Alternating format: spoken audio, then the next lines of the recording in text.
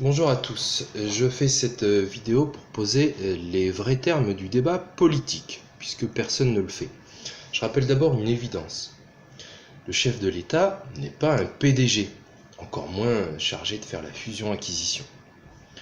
L'État n'est pas une entreprise privée.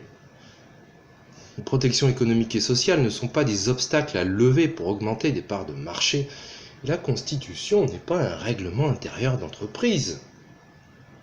Cette conception libérale, ultra-libertarée, rabaisse notre nation au rang de société anonyme.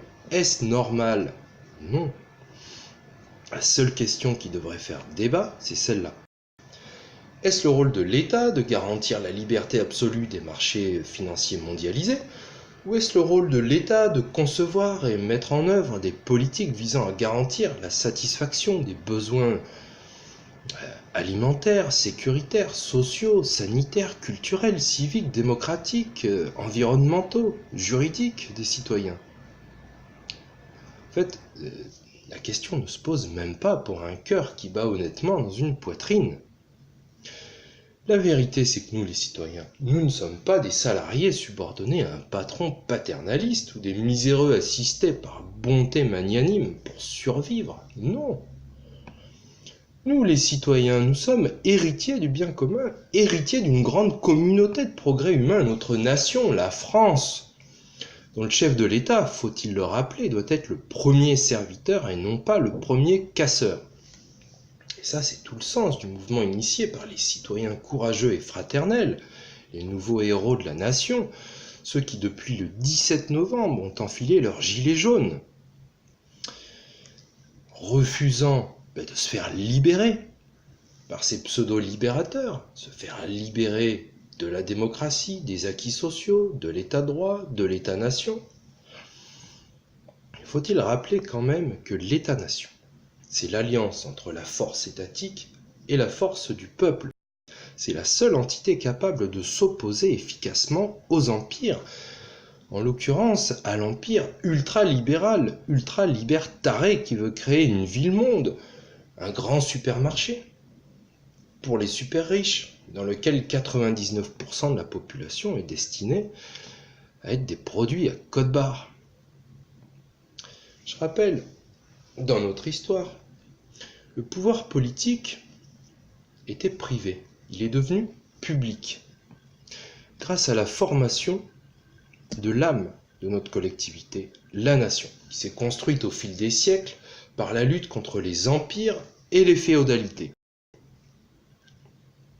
qui a obligé les gouvernants également à se légitimer, c'est-à-dire à légitimer leur accession au pouvoir et à légitimer leur action politique. Mais l'idée impérialiste traverse les âges, la nature humaine. Et le public redevient aujourd'hui privé, il est privatisé. L'empire que nous affrontons aujourd'hui, qui ne date pas d'hier, repose sur le pouvoir bancaire. Et c'est l'entrée par laquelle les racailles à cravate ont voulu prendre possession des nations. Ils sont venus fabriquer une dette publique et nous obliger à la rembourser, alors que c'est une dette par nature illégitime et impayable. Tout ça pourquoi? Pour obliger, s'en servir comme levier, pour obliger à tout vendre, à la liquidation totale des États, à la liquidation totale de la France. Ces hypocrites ne s'arrêtent pas là. Ils ont conduit notre société, notre monde, dans le monde à l'envers. L'économie sans l'homme, le territoire sans défense, la société sans solidarité, la nation sans les citoyens, la démocratie sans le peuple et le droit sans la justice. On ne marche pas sur une seule jambe, comme disent les pseudo-experts de rien du tout, un peu de droite, un peu de gauche. Non, on marche sur la tête. Est-ce que c'est le seul avenir qu'on peut espérer? Non. En tout cas, c'est celui qu'on nous promet. Alors, il n'y a que deux voies. La première, vous vous taisez. plus tard, faudra pas venir vous plaindre en même temps. J'entends déjà les complaintes. Quand ils ont baissé les APL, j'ai rien dit, j'étais pas étudiant. Quand ils ont cassé le code du travail, j'ai rien dit, j'étais pas salarié. Quand ils ont fait la chasse aux chômeurs, qui déconnent et qui feraient mieux de traverser la route, j'ai rien dit, j'étais pas chômeur, il n'y avait pas de route. Quand ils ont détruit le statut des fonctionnaires, j'ai rien dit, j'étais pas fonctionnaire. Quand ils ont réduit les retraites, j'ai rien dit, j'étais pas retraité. Et puis quand ils sont venus me chercher, il n'y avait plus personne pour me défendre. Je sais bien que c'est plus facile de ne pas se remettre en question, c'est même réconfortant de s'emmurer dans les certitudes. Je sais également que c'est plus facile de se dire on n'y peut rien, c'est comme ça, on peut pas faire autrement. C'est même réconfortant de se déculpabiliser en prétextant qu'on serait impuissant.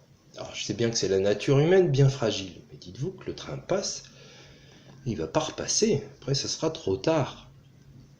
La seconde voie, celle sur laquelle le train passe encore, c'est celle de ceux qui élèvent leur voix partout en France pour reconquérir pacifiquement notre pays pris en otage par des planqués hypocrites, des parasites arrogants, des mange-peuples, des complotistes qui voient des complosphères partout, des macartistes en culottes courtes qui savent que publier des lois fuck news, des réducteurs de tête qui osent vous dire avec leur sondage quelle est votre opinion.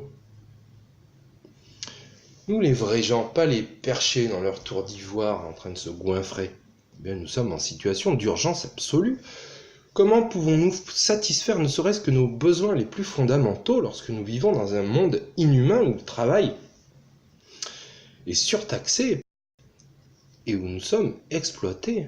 Comment fait-on pour vivre dignement lorsque le SMIC est misérable, que les points d'indice sont tellement gelés qu'ils sont entrés en hibernation, que les pensions sont rachitiques et désindexées, que les classes moyennes sont désossées, puis que la solidarité nationale fond comme neige au soleil, comme les acquis sociaux, et pour tous, et spécialement pour ceux qui en ont le plus besoin, comme les personnes au chômage, qui ont un travail précaire, malades, âgés, isolés, handicapés. Et en même temps, comment fait-on pour vivre dans ce monde de surtaxe où tous les tarifs, prix et forfaits augmentent sans arrêt, dans le désordre, tarifs de l'électricité, du gaz, du fuel, les mutuelles, forfaits hospitaliers, abonnements bus, tram, vélo, essence, carte grise, paie stationnement, CSG, CRDS, frais bancaires, produits alimentaires, cantines scolaires, assurances. Quel sort veulent-ils pour nous, qu'on soit cloîtrés chez nous, isolés, seuls dans le noir, à grelotter devant un frigo vide avec des maux de tête, en attendant de se faire mettre à la rue, et puis de crever pour les plus chanceux dans le couloir des urgences? Est-ce que c'est là le seul avenir? En tout cas, c'est celui qui nous est promis par toute cette engeance de rapaces mondialistes qui considèrent l'État comme une entreprise privée qui doit garantir sa solvabilité sur les marchés financiers, qui doit être attractif pour attirer les investisseurs mondiaux, qui considèrent qu'il faut baisser les coûts inutiles et indus comme les aides sociales, qui considèrent que la solidarité nationale c'est de l'assistanat pour paresseux, qu'il faut au contraire manager les citoyens comme des salariés qui doivent être rentables sous peine d'être licenciés et virés, bannis de la civilisation. En revanche, ces crapules considèrent qu'il faut percer, bichonner, dorloter les actionnaires. Vous comprenez, ces actionnaires mondialisés, ils ont le droit d'être paresseux, puisque c'est leur argent qui travaille. L'horizon indépassable, selon ces gens-là,